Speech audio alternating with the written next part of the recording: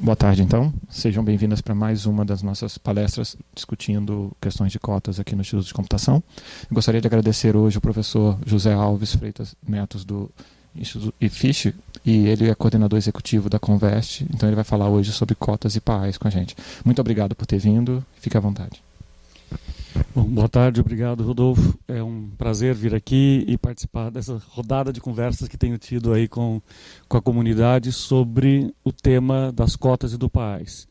Esse estudo, o que eu vou apresentar aqui, alguns dados foram compilados tanto pelo professor Jaime Vaz, que estava na coordenação de pesquisa antes, e também pelo professor Rafael Maia, que vai me ajudar aqui em alguns dados que talvez sejam relevantes para poder pensar alguns cenários relacionados a cotas e PAAs.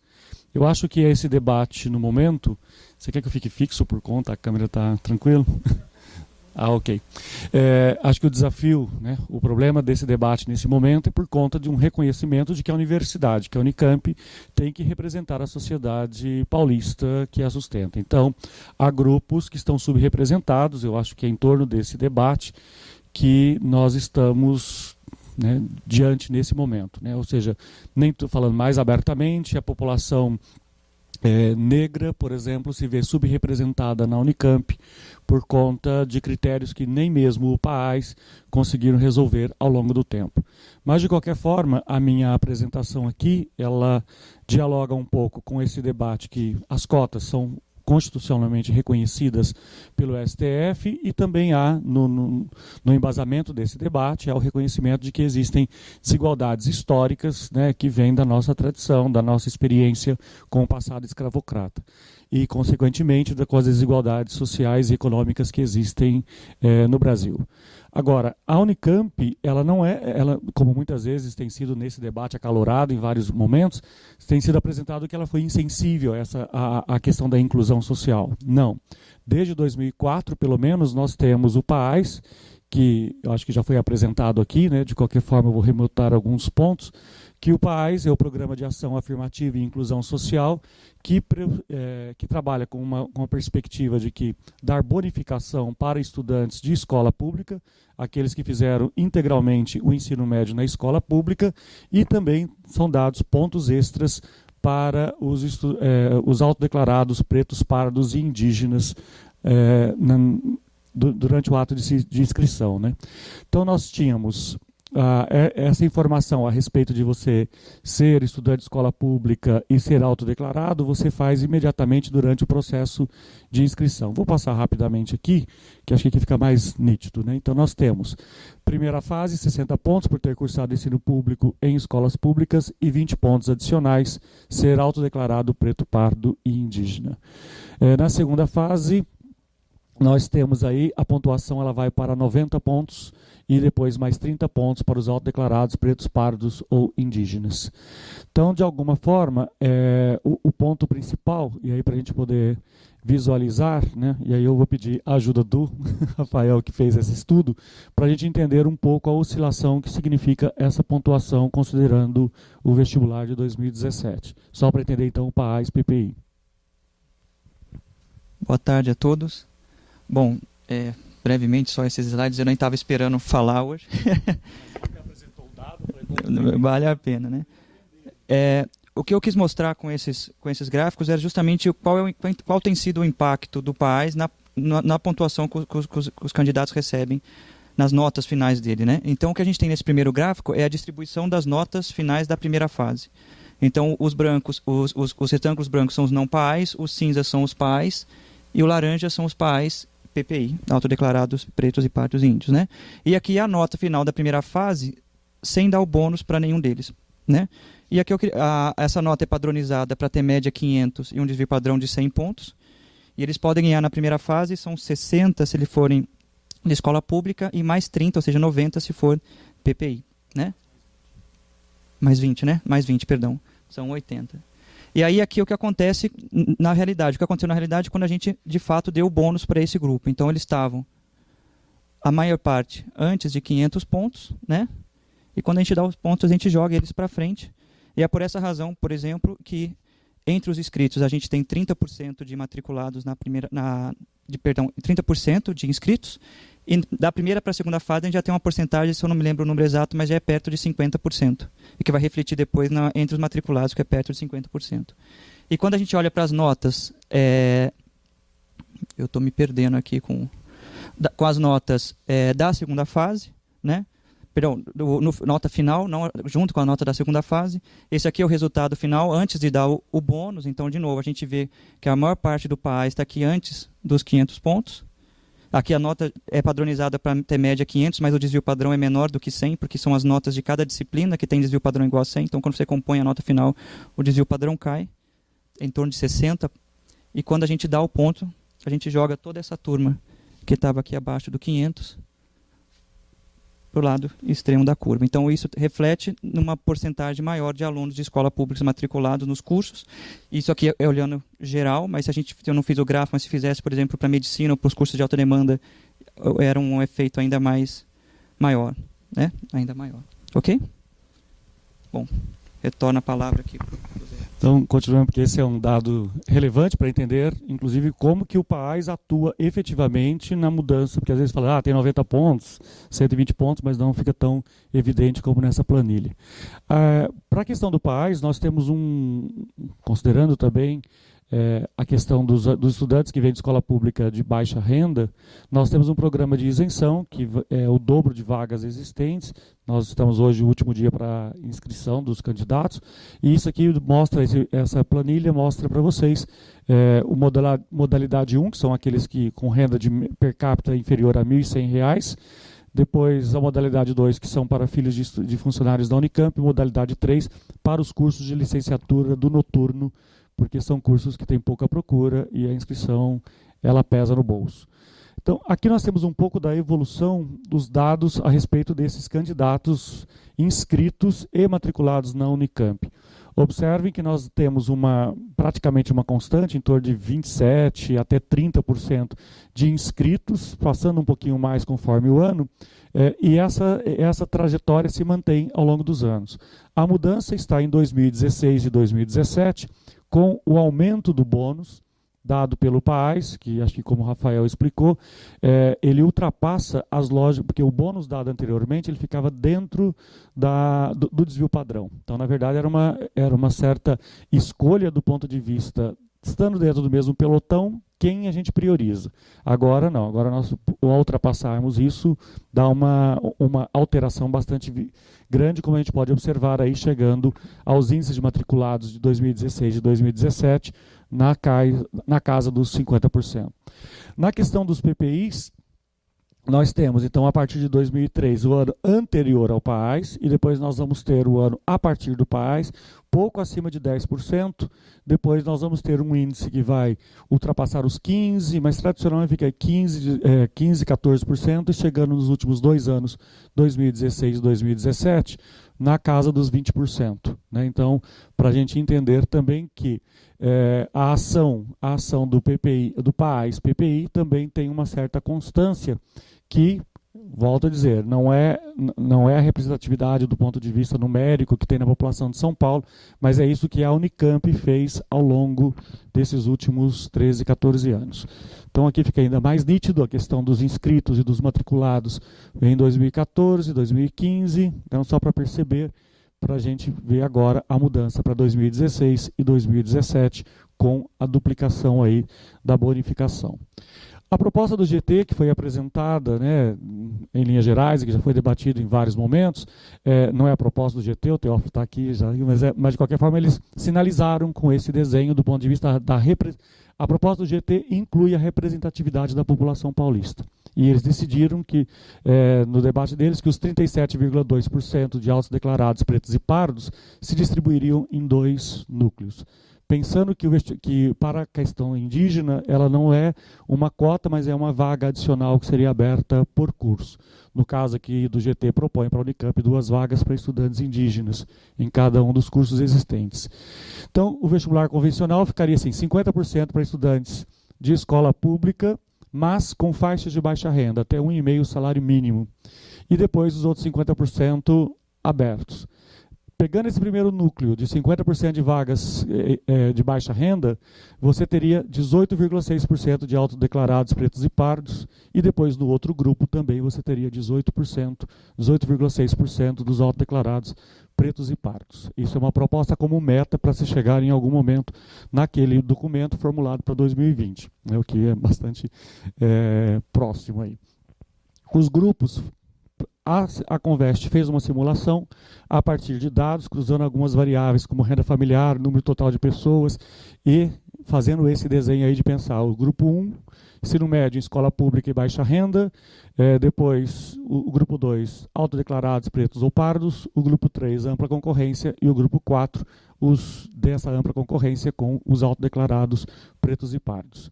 Então, só para a gente ter uma ideia de como que isso muda do ponto de vista, esse é o quadro de candidatos inscritos. Então, um dos problemas que nós temos em relação ao desenho do vestibular atual é a baixa participação de estudantes de escola pública no nosso vestibular. Né, a chamada autoexclusão, considerando os 400 e tantos mil candidatos que terminam o ensino médio no estado de São Paulo, nós temos aproximadamente 70 mil que fazem a prova na Unicamp, e aí é visível, né, nós temos aí mais de 60% dos candidatos que são que não incluem nenhum programa nem de baixa renda, né, e nem necessariamente autodeclarados pretos e pardos. Então, essa divisão por grupos G1, G2, G3, G4 serve apenas para a gente poder simular, para a gente poder fazer aquilo que, com os dados existentes nos últimos 2 anos, nos últimos 2 vestibulares, onde é que nós poderíamos chegar e imaginar a relação candidato-vaga, por exemplo, na Unicamp, na primeira fase, de uma relação geral de 22 candidatos, 22,1 candidatos por vaga, nós teríamos no primeiro grupo de escola pública e baixa renda 10,2, 10,5 para os autodeclarados nesse mesmo segmento, 49,7 para a ampla, chamada de ampla concorrência, e o 13,6 para aqueles que entrariam dentro dessa fórmula de que também são autodeclarados. No caso dos cursos de vocês, pegando aqui as últimas 2 linhas, engenharia da computação, nós passaríamos a ter 9,1, 6,7, o que vocês veem, 44,9 e 10,5. Então, é evidente que tem uma mudança que talvez não fará mais sentido se vigorar um modelo como esse. A concorrência já não é mais uma concorrência geral, mas ela será concorrência segmentada conforme se esse será o desenho ou não, essa é uma discussão posterior. Mas, de qualquer forma, no que está sinalizado nesse primeiro instante, é esse, ou pelo menos a partir do que foi a última página do relatório do GT, sugeria esse trabalho. Bom, nós fizemos uma pequena simulação de ver quantos, se nós tivéssemos aplicação de cotas já na primeira fase em 2017, quantas pessoas, se teria uma mudança de perfil do PAAS para cotas, porque parte do argumento do professor Jaime Vaz é que nós não teríamos, nos cursos de baixa demanda, principalmente, nós não teríamos candidatos para preencher as vagas. Né? Esse é um problema menor, porque afinal de contas, não havendo candidatos, as vagas retornam para ampla concorrência. Eu pelo menos não... Acho que a gente tem criatividade e método suficiente para poder não deixar uma vaga ociosa por falta de candidatos. Mas, de qualquer forma, se as cotas fossem aplicadas por esse princípio já na primeira fase, nós teríamos um incremento da ordem de 20% em relação nos grupos que estão aí autodeclarados, tanto no G1, quanto no G2, quanto no G4, nós teríamos um incremento de pessoas que passariam da primeira para a segunda fase. Certo? Então, só para entender que tem uma fórmula sim diferente ao lidar simplesmente com cotas e com PAAs, que isso já mudaria, inclusive, o perfil que possivelmente disputaria a segunda fase. É uma mudança tão radical? Sim e não. Né? Se a gente sai do PAAs para o modelo das cotas. Então, acho que aqui vocês podem observar nitidamente a quantidade de inscritos, né, do índice geral de 27 candidatos, nós temos os aprovados 50,3% por aquilo que Rafael demonstrou em relação à bonificação. Pensando particularmente em relação aos PPIs, né, a questão das cotas. Dentro do universo da escola pública, que eu sei que não é o desenho também que está sendo proposto, porque lá, além de ser escola pública, tem a variante da questão da renda, nós temos um percentual aqui de 32,4%. Né? Então, se você pensar neste grupo especificamente, talvez você tenha uma uma aproximação maior com o desenho social e seja o mais próximo do que estatisticamente como que a população está distribuída dentro de certos perfis de renda. E ao pensarmos em termos de PPIs gerais, né, as vagas gerais da Unicamp, nós temos 20% de inscritos e nós temos 22% de aprovados efetivamente. Então, se a gente trabalha com um percentual de cotas, aí eu acho que essa vai ser a grande disputa. Assim, passadas as cotas, qual será o percentual? Qual será o ponto de partida para poder chegar aos 30%, se porventura chegar aos 37%, em quanto tempo que isso vai ser apresentado e desenhado pela Unicamp? Se nós pensarmos que 22% dos estudantes, repito, não é por vaga, não é por curso, mas é pelo total global de vagas, nós temos já um patamar de presença de pretos pardos indígenas, de autodeclarados pretos pardos indígenas na Unicamp, que não é tão díspare de outras universidades, tá certo? Então talvez aí tenha que fazer um outro cruzamento de pensar qual é a representatividade desses grupos dentro, por exemplo, dos concluintes de ensino médio, porque às vezes um dado estatístico global de IBGE não corresponde ao dado estatístico que indica os concluintes de ensino médio ou aqueles que são potencialmente candidatos a ocupar uma vaga dentro do vestibular da Unicamp. Né? Então, aqueles que falam assim, vai ter uma queda absurda da qualidade, não, essa questão ela é fonte de muitas polêmicas, porque, dentre outras coisas, nós já poderíamos dizer que nós já temos um percentual. Então, se o percentual não ficar muito distante disso como ponto de partida, a gente já pode ter mais ou menos um indício de como que as coisas serão. Ou seja, então a mudança ela será radical ou não, vai depender de cada curso, porque eu acho que também a gente está falando de dados que são gerais, mais uma vez, estamos comentando aqui esses dados a respeito do que funciona na universidade como um todo e não por curso. Então, aqui, esses dados acho que foram apresentados já, isso, né, pelo Renato Pedrosa, né, de concluintes. Não veio aqui? Então, só para ter uma ideia de concluintes do ensino médio, no Brasil, de 1.877.000 em 2014, e aqui nos interessa perceber, particularmente, quase 500 mil no estado de São Paulo. Né? Então, acho que, pensando aí... Bom, quer falar, Rafael? Ok. Bom, aqui o que está mostrando aqui é só um pouco a taxa bruta de conclusão no ensino médio regular. Né? Então a gente está mostrando que entre os jovens que estavam aptos para terminar o ensino médio, a gente tinha no estado de São Paulo em 2014 cerca de 70% de fato concluía o ensino médio, e São Paulo é a melhor dos cenários. Né? No Brasil essa média, essa porcentagem em 2014 era perto de 55%. Esses dados, na verdade, foram dados tirados de uma apresentação do Renato Pedrosa com a autorização dele, mas tenta chamar a atenção da qualidade do ensino médio que a gente tem e talvez explicar um porquê daquela quantidade tão grande de autoexclusão que a gente tem nos inscritos do vestibular. Porque se a massa dos estudantes que se formam no ensino médio é de escola pública, por que a gente tem só 30% de estudantes de escola pública nos inscritos, né? Então aqui mostra que a gente tem ainda muita gente que não está concluindo o ensino médio, né? E aqui são dados gerais do ensino superior. Então a linha vermelha é os concluintes no ensino médio, que mais ou menos tem se estagnado, né? E a linha azul é os ingressantes no ensino superior. Então a gente tem um número muito maior de ingressantes superior do que a gente tem se formando no ensino médio em cada ano. Tem que tomar um pouco de cuidado com esses dados aqui, porque aqui engloba todo o acesso ao ensino superior, né? Inclusive as universidades particulares, que é a maior parte delas, e está mostrando que não necessariamente quem está saindo do ensino médio naquele ano é quem está ingressando na universidade no mesmo ano. Tem muita gente aqui em outras faixas etárias, em outros momentos, que estão ingressando no ensino superior. E esse slide, o slide seguinte, você quer comentar? Não? Ele mostra um pouco da qualidade da formação das pessoas de um modo geral. Né?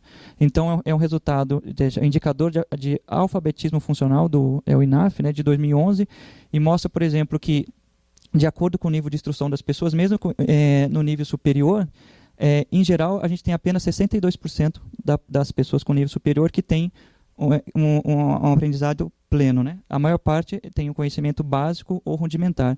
Quando a gente olha para o ensino médio, apenas 35% é pleno, 57% é básico e o restante rudimentar ou analfabeto funcional.